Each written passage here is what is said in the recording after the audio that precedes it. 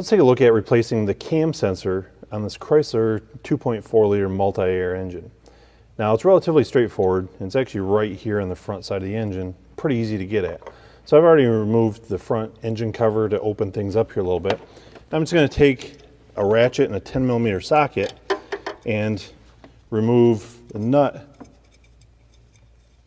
that's holding the heat shield in place here.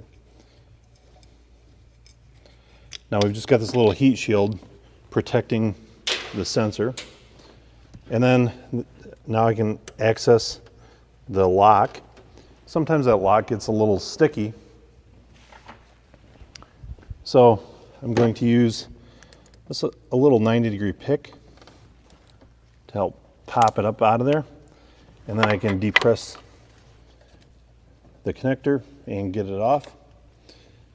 Now I'll take my 10mm socket and ratchet again and remove the stud that holds the cam sensor in place.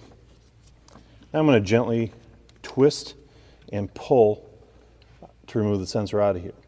Now there's an O-ring in there. This car is relatively new, so there's not a whole lot of buildup behind it, but quite often those O-rings will get stuck in there and you don't want to snap the sensor off.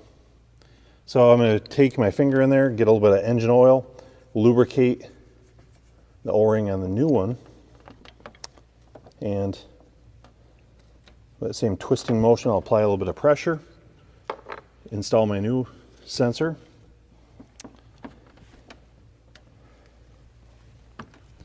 get it lined up here, thread the stud in,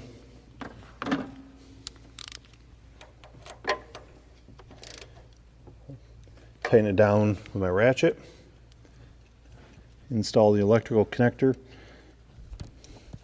and then make sure I get it locked down in place. Now I will install the heat shield and the nut.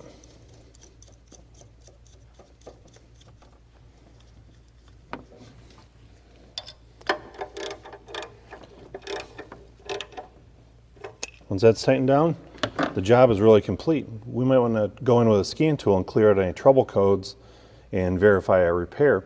Hopefully now you see what it takes to replace the cam sensor on a Chrysler 2.4 liter multi-air engine.